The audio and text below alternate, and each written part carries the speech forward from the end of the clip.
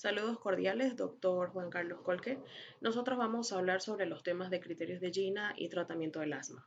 Este grupo está conformado por Cintia Victoria Andrade Prado, Milenka Jiménez Colque y mi persona, Mariane Damira Miranda Morón.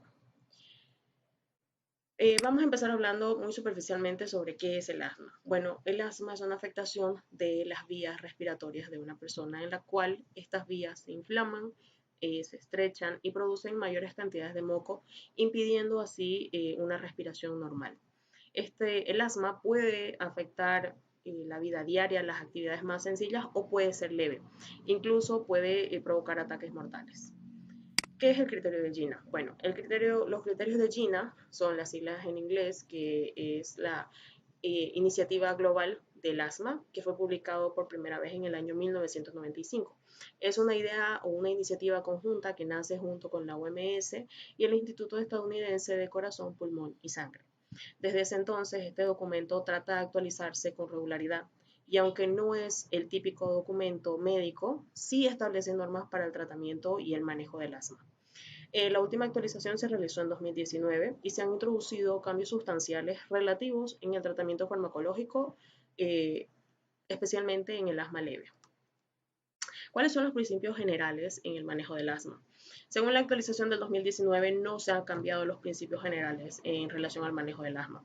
Es esencial entablar con el enfermo una relación de igualdad que permita tener en cuenta la opinión del paciente sobre los métodos de tratamiento y la mejora de adherencia al mismo. El objetivo principal de este manejo del asma es el control de los síntomas y la prevención de las exacerbaciones. El informe de GINA presta una especial atención a la cuestión que es continuidad de evaluación, manejo del asma y el control de la respuesta al tratamiento. En la continuidad de evaluación podemos ver el control de los síntomas, los factores que influyen y la efectividad del tratamiento. En el ajuste del manejo del asma vemos la optimización de los factores de riesgo modificable, podemos ver también modificaciones en la farmacoterapia. Y en el control de la respuesta al tratamiento vamos a prestar atención a la agudización de los síntomas, a las exacerbaciones, a los efectos adversos y a los resultados de las pruebas en función pulmonar y satisfacción del paciente. ¿En qué consiste esta clasificación? La clasificación de GINA toma un número de síntomas. Tenemos síntomas diurnos, limitación de actividades, síntomas nocturnos o que aparecen a los despertares, cuál es el tratamiento de rescate, cómo está la función pulmonar y las exacerbaciones. Esta clasificación me divide en tres. Puede ser un asma controlada, parcialmente controlada o no controlada. Se dice que está controlada cuando no han habido síntomas más de 2 veces en una semana. Se dice que es parcialmente controlada cuando ha habido más de 2 veces en una semana. Sin embargo, pueden haber exacerbaciones tal vez una vez al año, más o menos. Y las no controladas es cuando hay presencia de estos síntomas o de cualquiera de estas características relativas al asma más de 3 veces en una semana y el paciente no puede controlarse. Y las exacerbaciones se dan una cada semana. Va a seguir mi compañera. A continuación vamos a hablar acerca del tratamiento farmacológico sobre los pacientes asmáticos, ya sean adultos o también en niños.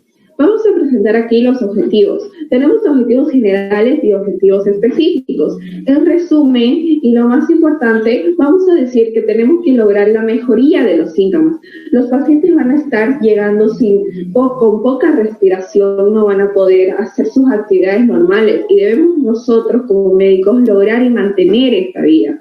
Tenemos que decir al paciente que esta enfermedad no puede interrumpir sus actividades diarias, va a seguir haciéndolas, tenemos que darle la seguridad con el tratamiento dado para que pueda seguir con una vida cotidiana normal. Otro que podemos decir, prevenir las exacerbaciones crónicas, la muerte por asma, porque nosotros debemos controlar la fase aguda que va a tener este paciente. Vamos a tener una profilaxis, hacer una profilaxis primaria, secundaria y terciaria para que estos pacientes no puedan o no lleguen a cronificarse de una manera abrupta, violenta y brusca. También nosotros tenemos que enseñar al paciente cómo usar el inhalador, si es que le damos un inhalador, para ver correctamente el uso y hacer un debido mantenimiento con el respectivo medicamento o fármaco. Evitar los efectos adversos. Siempre cualquier medicamento va a ocasionar un efecto adverso. Es decir, nosotros tenemos que ver si nuestro paciente va a reaccionar de manera diferente. Entonces cambiamos a otro tratamiento que se adecue a su verdadero organismo. En resumen, serían objetivos generales y los objetivos específicos: mejorar sus síntomas, como dije, evitar todo lo que el exceso de la medicación, siempre con las dosis adecuadas. Siguiente, por favor.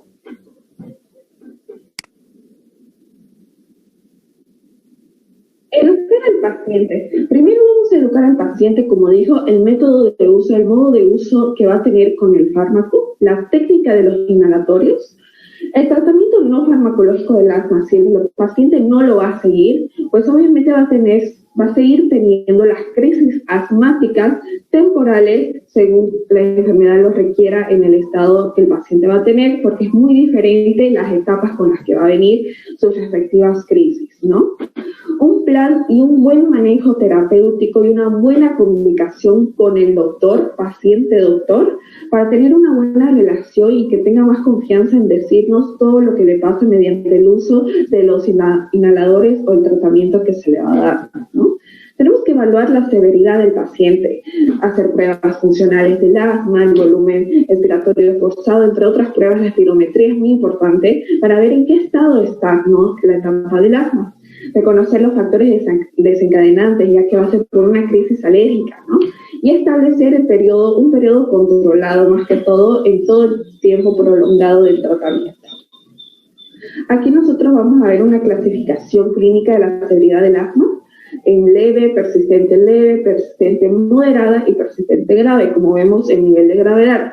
Los síntomas característicos de cada uno, que pueden ser iguales y pueden aumentar, los síntomas diurnos, síntomas nocturnos, y lo más importante es hacer la espirometría, como dije anteriormente, para verificar cómo está el estado del respectivo asma.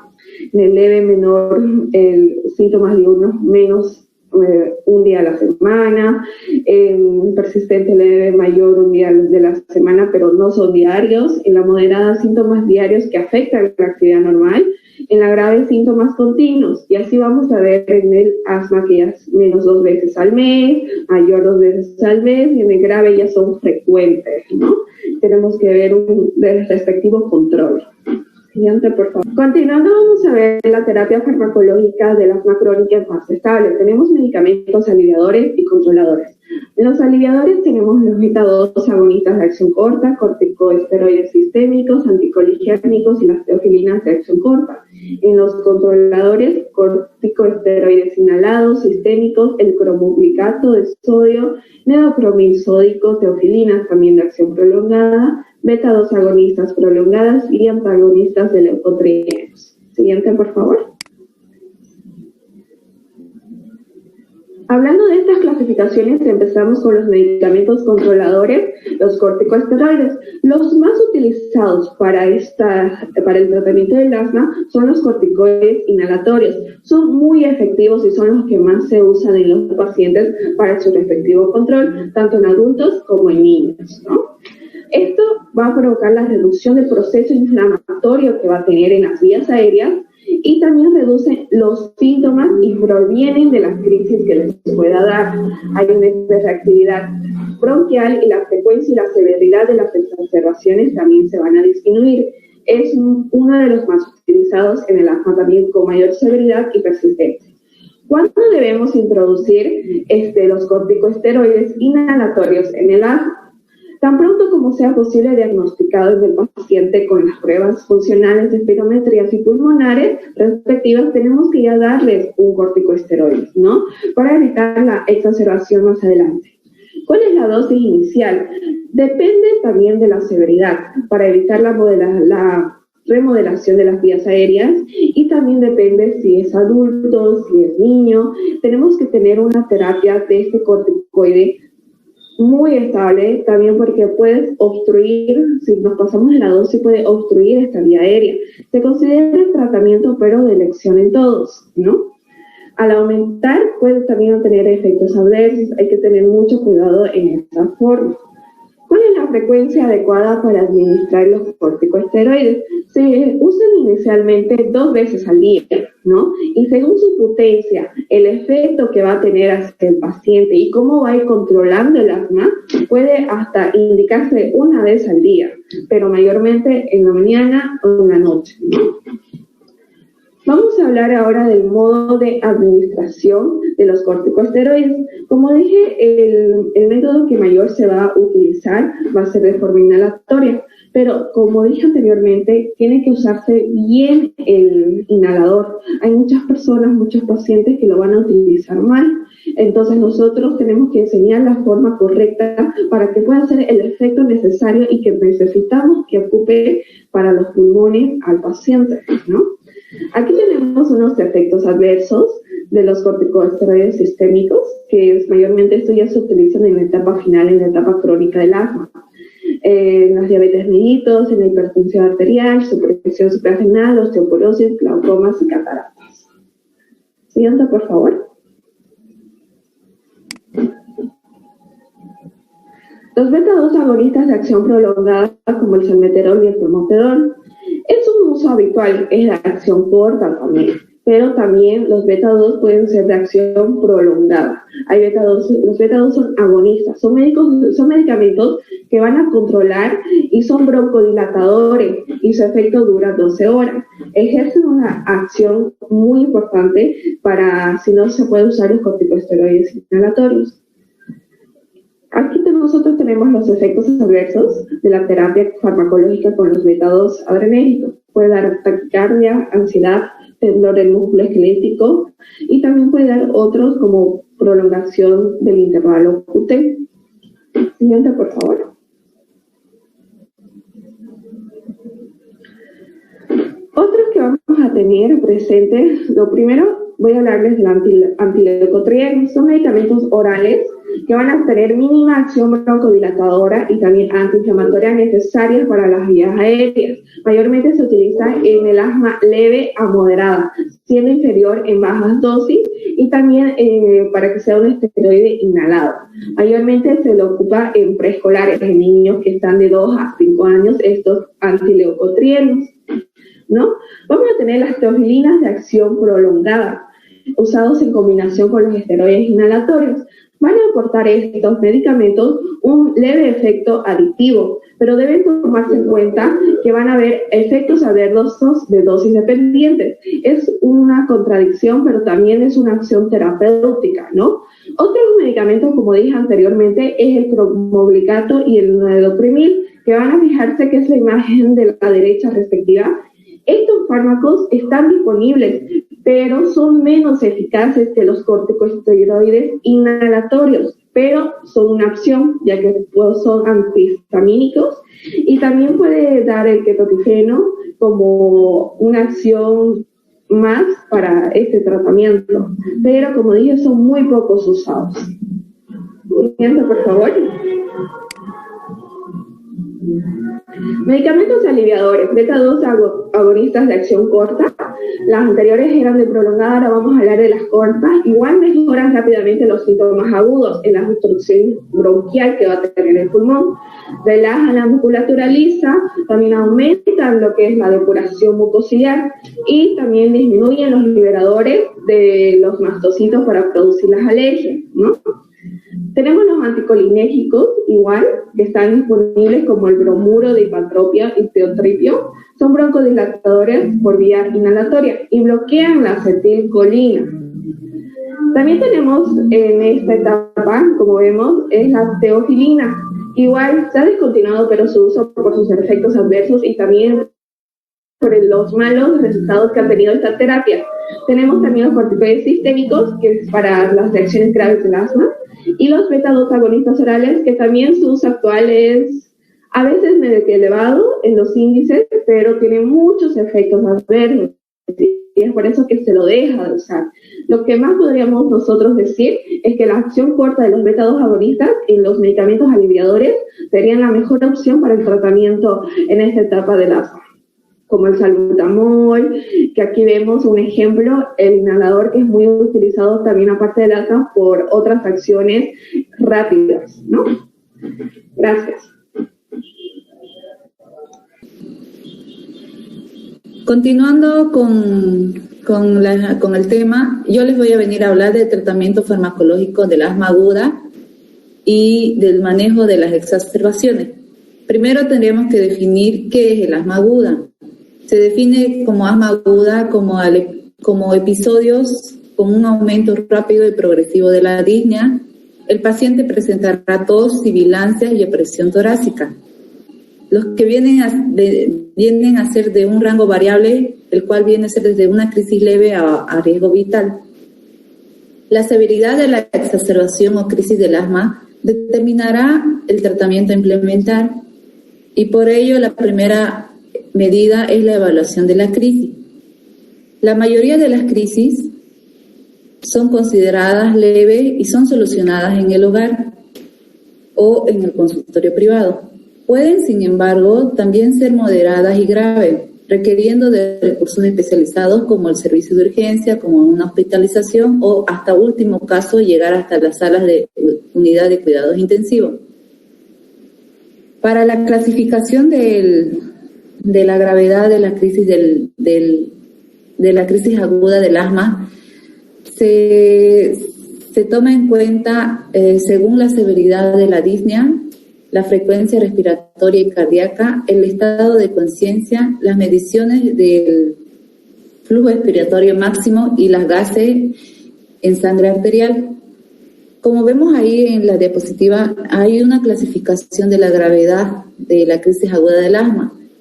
Conforme los parámetros que anteriormente mencioné, como disnea, frecuencia respiratoria, frecuencia cardíaca, estado de conciencia, sibilancia, y presión, el flujo expiratorio máximo y también los gases en sangre arterial. Conforme a esto se lo puede clasificar en leve, moderada, grave y el riesgo vital que puede causar en cada paciente. Siguiente.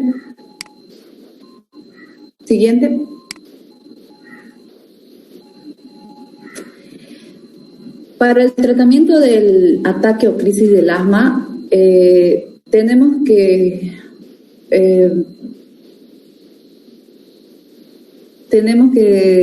cumplir los siguientes objetivos. O sea, se realiza el tratamiento con el fin de mejorar la limitación del flujo aéreo tan pronto sea posible, empleando broncodilatadores de acción corta y rápida por el tiempo que sea necesario. También se debe corregir la hipoxemia con el uso de oxígeno por naricera, 4 litros por minuto o con una máscara. Otro de los objetivos es restablecer la función pulmonar lo antes posible, controlando la inflamación de las vías aéreas mediante el uso de corticoides por vía oral o sistémica. Y como último objetivo tenemos identificar el factor causal o desencadenante para evitar la repetición del proceso agudo. Siguiente, por favor.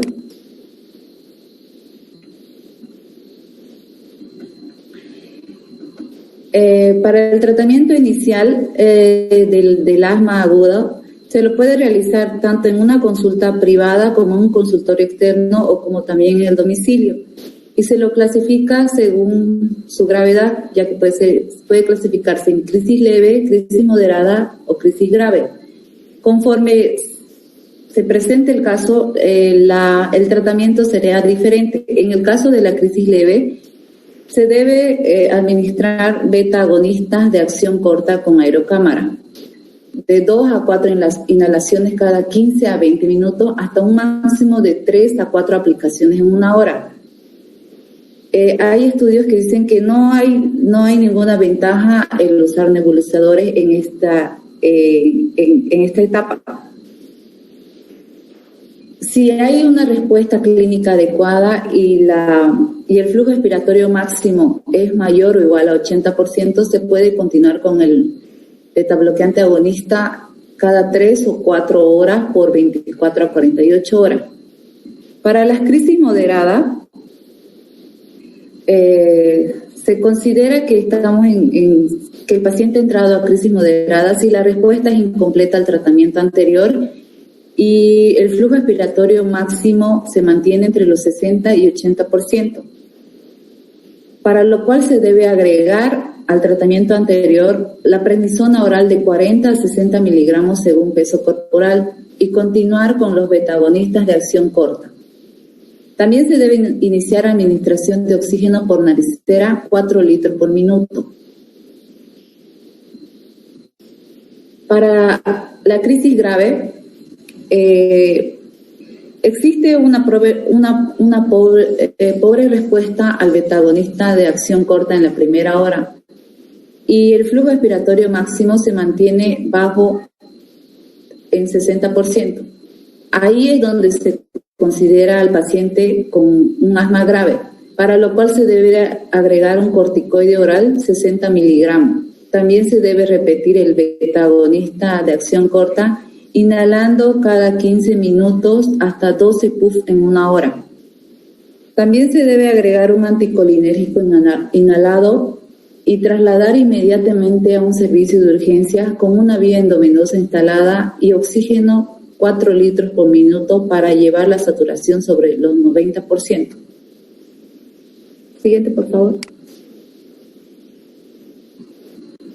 Aquí tenemos un flujograma de cómo se evalúa la gravedad del asma.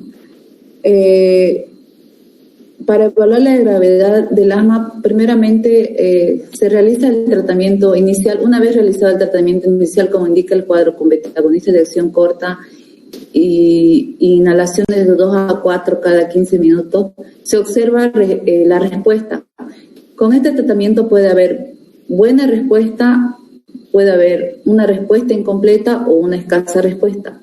Conforme se ve el cuadro, en el caso de que haya una buena respuesta, el flujo expiratorio máximo debería ser 80%, debería tener un porcentaje del 80%, para lo cual, si fuese el caso, se tendría que mantener con los beta-agonistas de acción corta por 4 horas y continuar también con los agonistas de acción corta cada 3 a 4 horas por 24 horas. Se debe hacer una alta y control con su médico en 48 horas.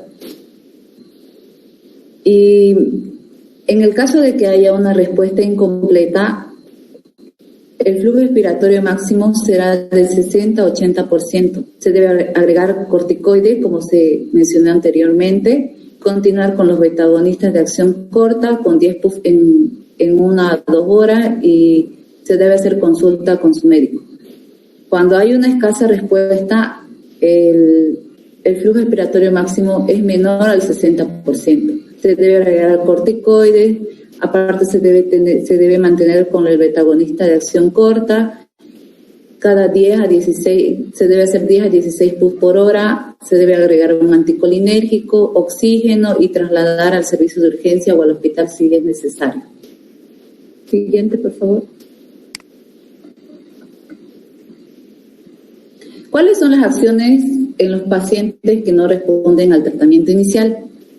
Si el paciente no responde al tratamiento inicial con un beta-bloqueante agonista de acción corta y corticoide sistémico o concurre con un estado de asma grave, se lo considera como paciente con riesgo vital, por lo cual debe ser trasladado a un servicio de urgencia con oxígeno 4 litros por minuto y administrando por vía venosa suero glucosado al 5% y 400 miligramos de hidrocortisona. Seguirá recibiendo beta-agonistas de acción corta 2 puffs cada 15 minutos, cada 4 veces en 1 hora. Los criterios que debemos tomar en cuenta para que un paciente sea derivado a un servicio de urgencia son los siguientes. El paciente debe ser definido como en crisis grave o en riesgo vital. Los pacientes que no mejoran su flujo expiratorio máximo a más del 70% y con el tratamiento inicial descrito también deberán ser derivados al servicio de urgencia. Pacientes que tengan alto riesgo como, por ejemplo, antecedentes de hospitalización por asma en el último año, que ya hayan tenido varias consultas anteriores al servicio de urgencia, que hayan tenido antecedentes de intubación o ventilación mecánica por asma severa, pacientes embarazadas y pacientes con sospecha de complicaciones como neumonía, neumotórax y barotrauma.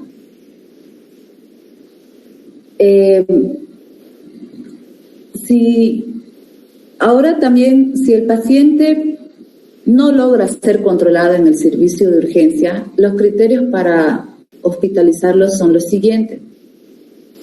El paciente debe tener una falta de respuesta al tratamiento anterior.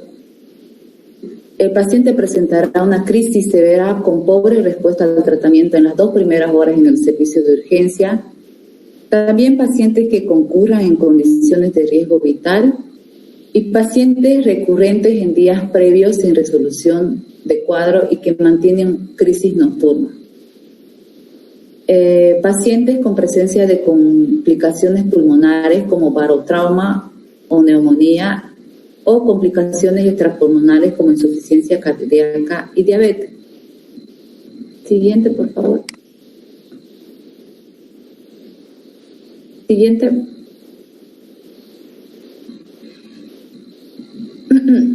Una vez solucionada la crisis aguda del asma en el hospital, los criterios para dar de alta a su domicilio al paciente son los siguientes. Tendrá requerimientos de betagonista de acción corta no mayor de cada 4 horas. El paciente ya no tendrá las crisis nocturnas.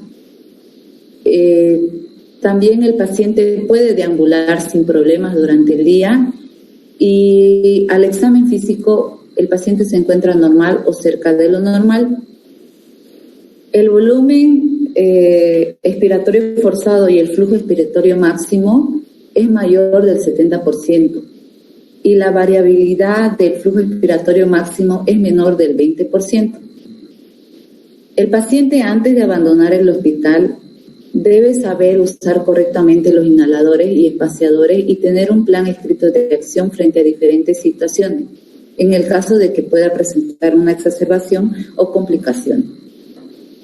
Si el paciente no ha mejorado con el tratamiento instaurado en el hospital y sigue en el nivel de riesgo, debe ser trasladado a una unidad de cuidados intensivos. Los criterios para ingresar a la unidad de cuidados intensivos son los siguientes. El paciente que persiste con asma severa después de 4 horas de tratamiento en un servicio hospitalario. También pacientes que se mantienen en condiciones de riesgo vital y que no responden a las medidas de tratamiento. También existen evidencias clínicas o del laboratorio que el paciente tiene fatiga muscular respiratoria y se aconseja el empleo de una ventilación mecánica. Siguiente, por favor.